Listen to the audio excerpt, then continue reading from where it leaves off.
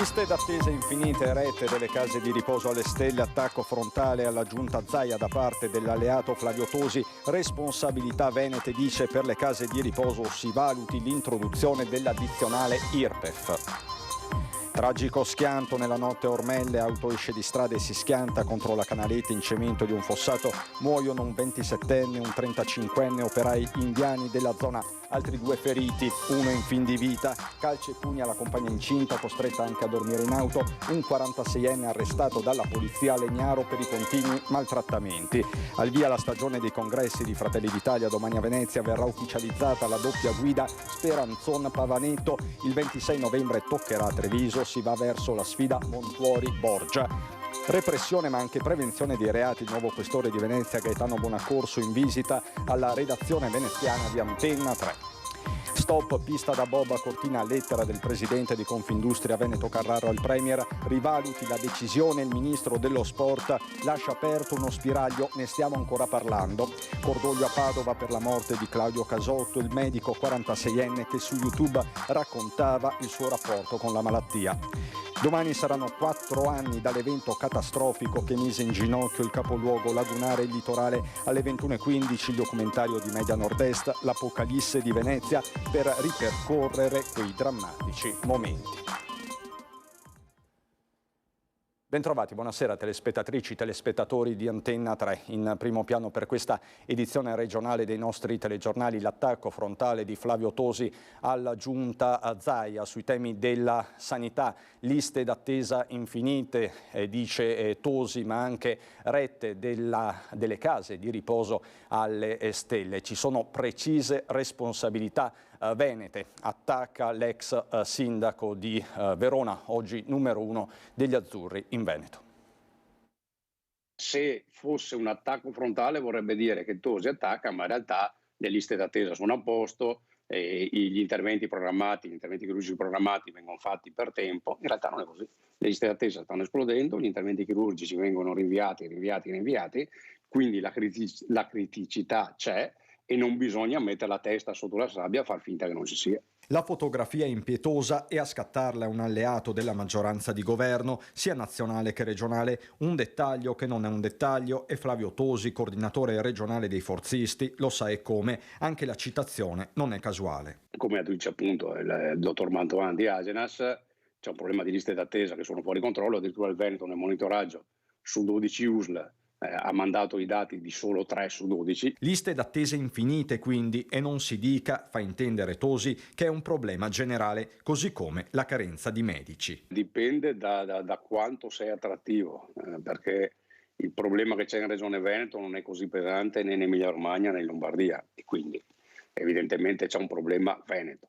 Dipende anche dalla contrattazione che si fa come datore di lavoro, perché il datore del lavoro sono le USL, quindi la regione. L'altro fronte è quello delle case di riposo con i nuovi aumenti delle rette. La risposta non può essere quella che ha detto l'assessore Lanzarini: faremo un tavolo istituzionale.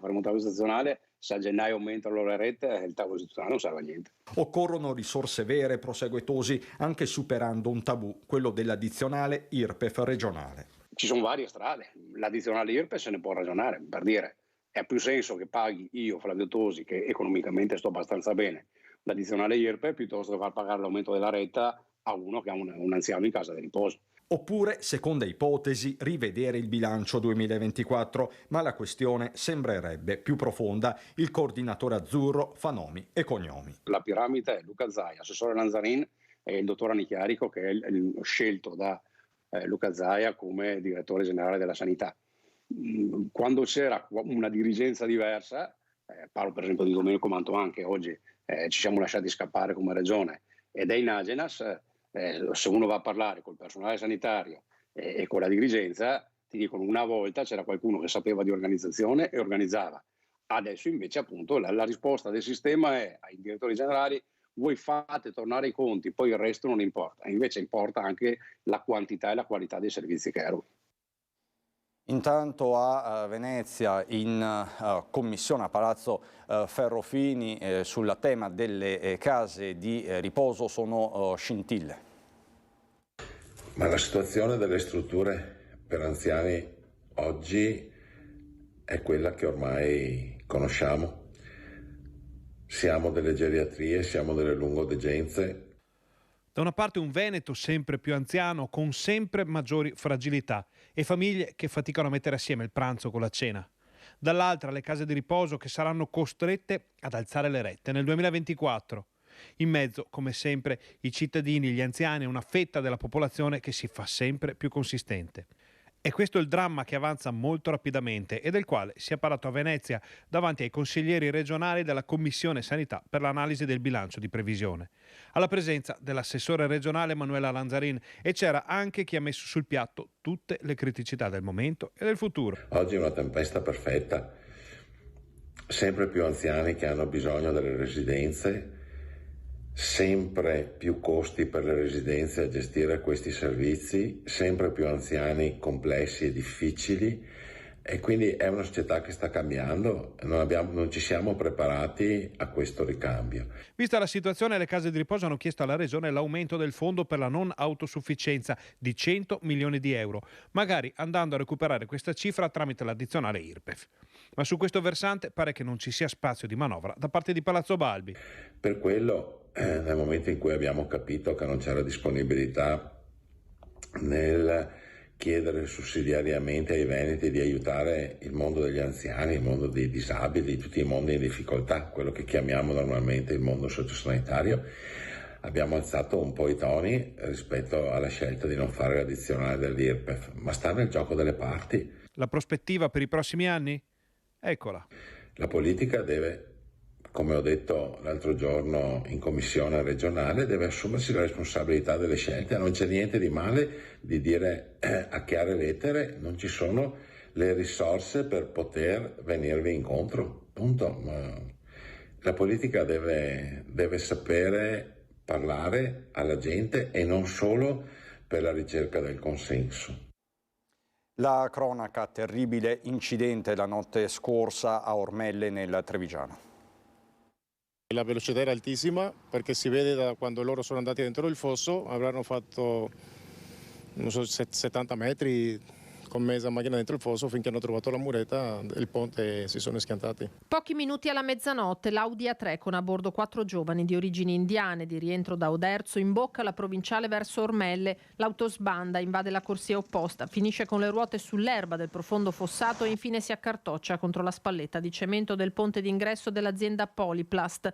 Morti sul colpo il conducente Gurteji Singh, 27 anni, di San Polo, dipendente dell'azienda di mobili Lanta di Oderzo, e un passeggero, il 35enne Gurdeep Singh, domiciliato a Cimadolmo, insieme agli altri 2 occupanti della macchina, un 23enne e un 26enne. E si capiva che era un Audi dai pesi che si vedevano fuori, ma era distrutta davanti e vedevi i ragazzi, uno si lamentava, ma sembravano morti al vederli.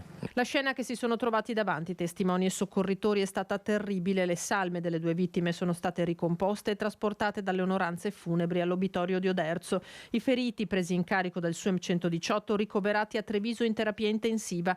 Il più grave è il 26enne, attualmente in neurochirurgia, la cui vita è appesa a un filo. E si ripropone il tema dell'alta velocità lungo questa strada già teatro di diversi incidenti. Qui purtroppo l'acceleratore lo pigiano e tantissime volte arrivano sulla curva e non riescono a avere coscienza della curva, sia questa volta in entrata del rettilineo sia anche in uscita. Vigili del fuoco e carabinieri della tenenza di Oderzo hanno lavorato per ore sul luogo della tragedia che colpisce una comunità, quella indiana, molto numerosa nella zona, tra lavoratori di aziende del legno e vetrerie e quelli invece impiegati in agricoltura.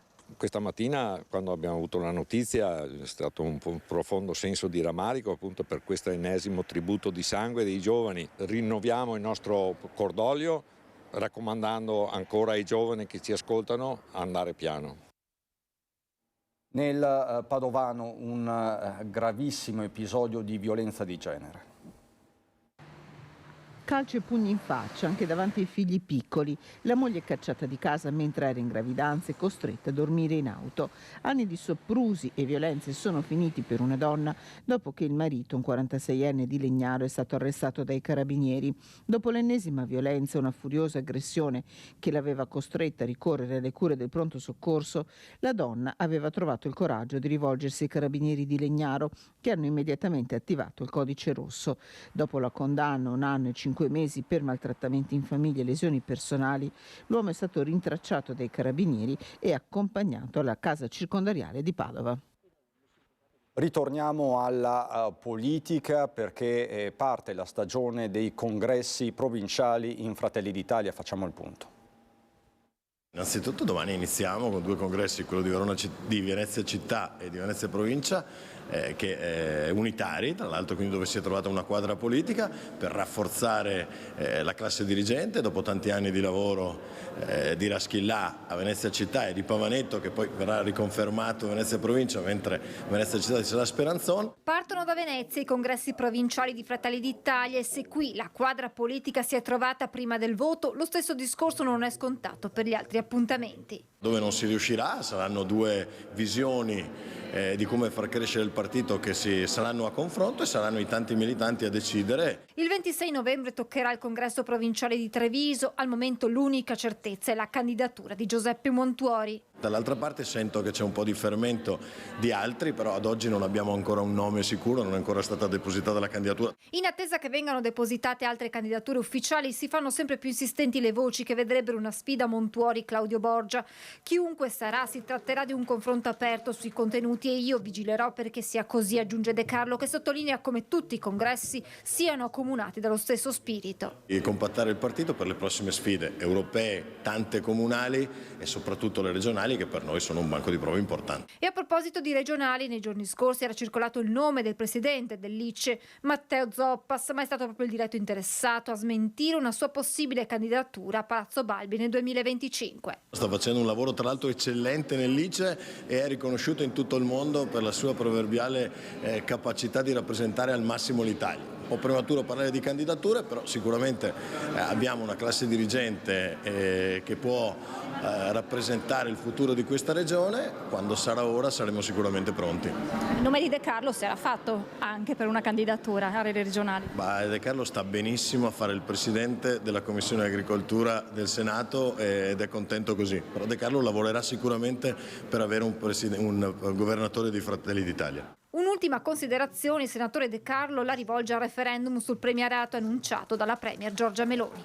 È chiaro che a qualcuno dia fastidio, sono tanti, insomma il PD è abituato a governare senza aver mai vinto le elezioni, ad oggi invece diamo la possibilità anche agli elettori del PD di poter scegliere il proprio primo ministro. Io sono sicuro che gli italiani poi sceglieranno ancora Meloni. Intanto il PD è sceso in piazza a Roma, c'erano anche tantissimi veneti. Sentite le parole del segretario regionale Martella. È una bellissima manifestazione quella di oggi qui a Roma, una grande partecipazione anche dal Veneto, tanto entusiasmo per una piazza che manifesta a favore della pace, della sanità pubblica, dell'ambiente e che vuole dimostrare che in Italia è possibile avere un'opposizione forte ed incisiva, capace di farsi alternativa per dare un futuro più giusto.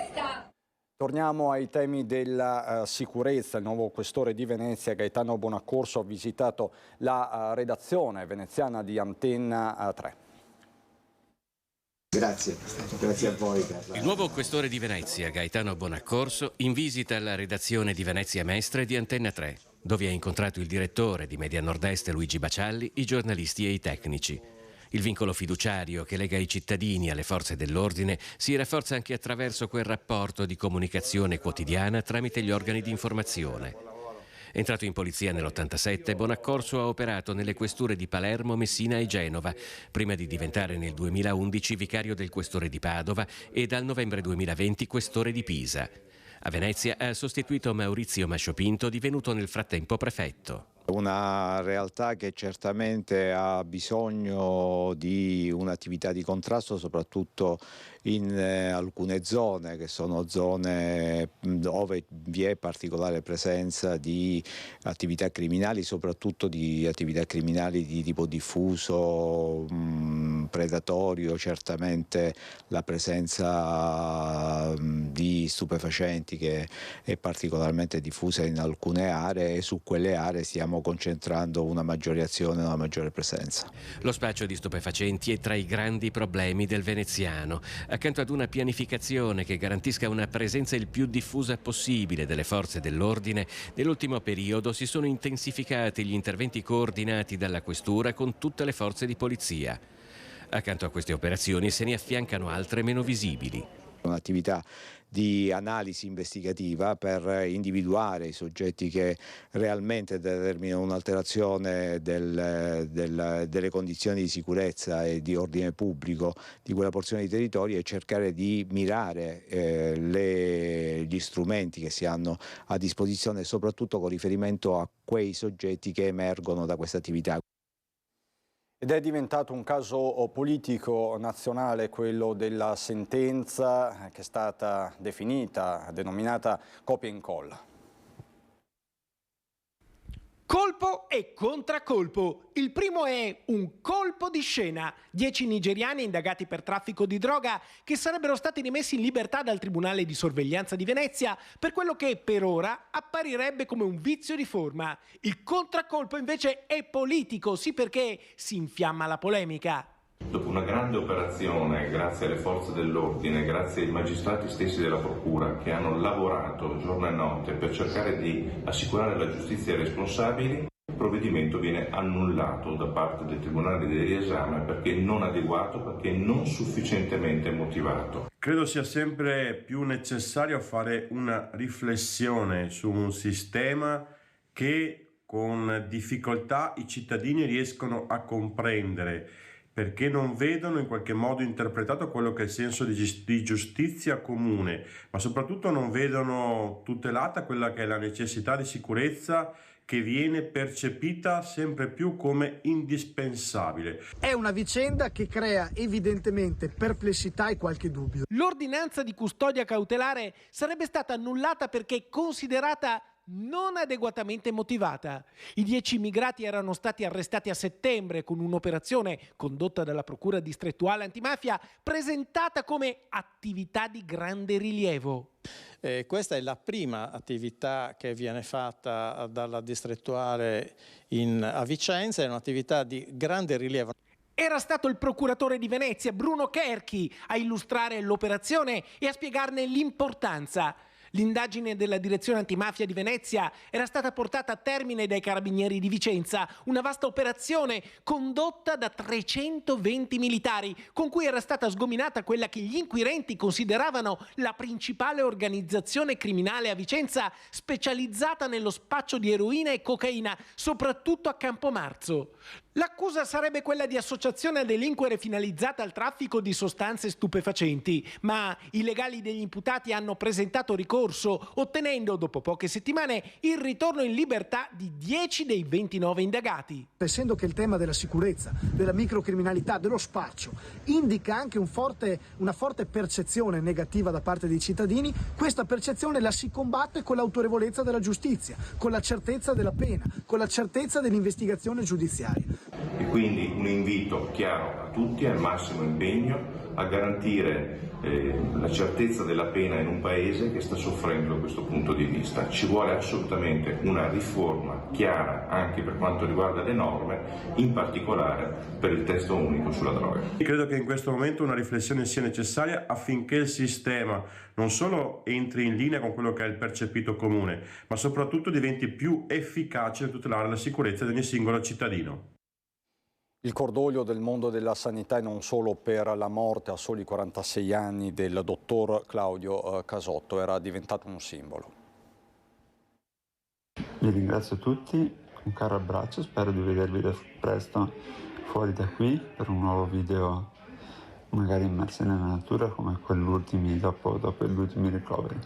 Ecco, ciao a tutti. Risale a una settimana fa l'ultimo video di Claudio Casotto, medico, marito e papà dal 2018, da quando era stato colpito da un tumore. Raccontava la sua malattia sul web, dove aveva creato una vera e propria comunità, io e il mio amico cancro. 46 anni, dipendente dell'ULSS 6 presso il Servizio di Igiene e Sanità Pubblica, Claudio Casotto si occupava di vaccinazioni pediatriche e anche di quelle contro il Covid. Quello che gli stava capitando lo capiva passo passo. La ricaduta, lo aveva scritto in un lungo post sui social, e la ricomparsa dell'amico cancro erano state più difficili da affrontare della diagnosi, aveva scritto. La scorsa estate, queste le sue parole dopo l'ennesimo ricovero. Come vedete, non sono più in ospedale, sono stato dimesso 5 giorni fa e sono venuto subito in montagna dove c'erano i miei bambini e mia moglie e passo la convalescenza adesso qua su ed è tutta un'altra vita. Alla famiglia si stringe tutta la sua comunità e tutta l'ULSS 6, con i colleghi che lo ricordano come un galantuomo, un uomo generoso, buono, disponibile, un grande lavoratore e un grande papà. I funerali si svolgeranno mercoledì 15 novembre alle 10:30 nella chiesa di San Martino di Volta Brusegana a Padova.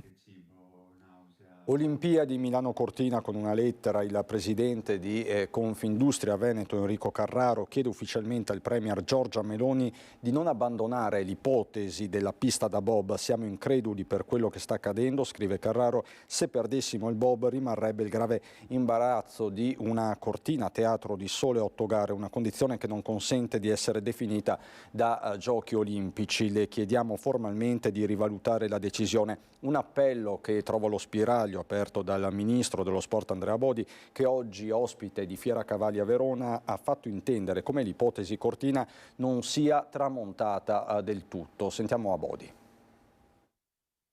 Noi siamo in perfetta sintonia, quindi non è che possiamo risolverla tra di noi perché probabilmente l'avremmo già risolta. Le questioni sono tecniche, indubbiamente è un tema serio che va affrontato seriamente, sapendo quali sono gli impegni che sono stati assunti quando si è consolidata la candidatura e stiamo cercando di capire come intanto, prima di tutto, mantenere fede agli impegni assunti, di tenerla in Italia. E Cortina è ancora un tema, ne stiamo parlando. È un tema solo tecnico, se non ci sono le condizioni non è possibile crearle artificialmente, quindi dobbiamo affidarci ai tecnici e fare in modo che vengano valutate seriamente le difficoltà rispetto alle opportunità.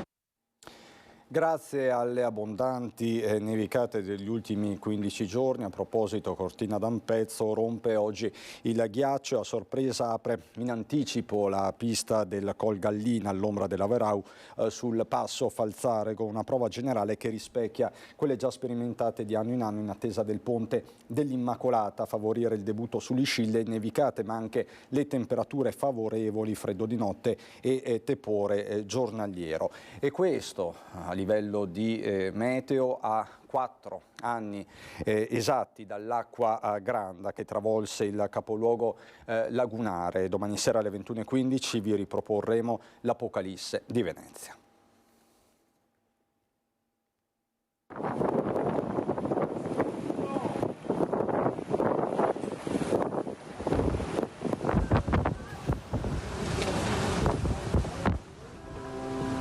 Questa sera l'acqua della laguna tocca quella del mare, disastro,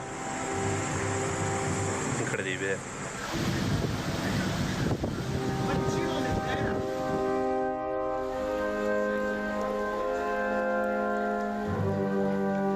Questa è via Garibaldi, ok? Se un fiume non riesce ad andare avanti con 90 kg che so, non riesce ad andare avanti, sono nascosto qua in caletta. Ci siete? Via, via! Quindi domani sera alle 21:15 il documentario L'Apocalisse di Venezia, 4 anni dall'acqua grande. E a proposito della nostra programmazione, da lunedì sera Ring anticipa alle 21, non più alle 21:15, un quarto d'ora in più di approfondimento politico di ospiti, come sempre con il vice direttore Ferdinando Avarino. È tutto per questa edizione del Veneto, vi lascio alle previsioni del tempo, buona serata.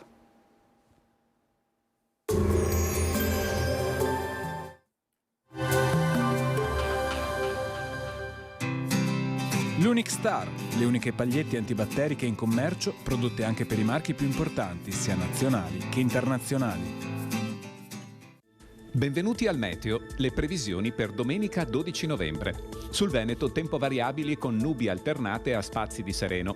In montagna possibili precipitazioni con eventuali episodi di nevischio da circa 1000-1300 metri. In pianura generalmente assenti. Temperature minime tra i 2 e i 7 gradi, massime comprese tra i 9 e i 12 gradi. Sul Friuli Venezia Giulia, cielo variabile durante tutto l'arco della giornata, con possibilità di qualche addensamento nuvoloso e qualche nebbia notturna in pianura e nelle valli. Temperature minime tra i 4 e gli 8 gradi, massime dai 12 ai 14 gradi. Sul Trentino Alto Adige, cielo per lo più soleggiato, con forti venti in quota e localmente anche in valle. In serata e nella notte, annuvolamenti irregolari e possibilità di qualche debole precipitazione in montagna sui rilievi più a nord. Temperature minime tra lo 0 e i 2 gradi, massime comprese tra i 6 e gli 11 gradi.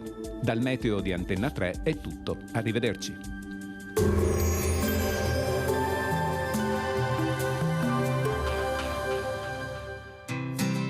L'Unix Star, le uniche pagliette antibatteriche in commercio, prodotte anche per i marchi più importanti, sia nazionali che internazionali.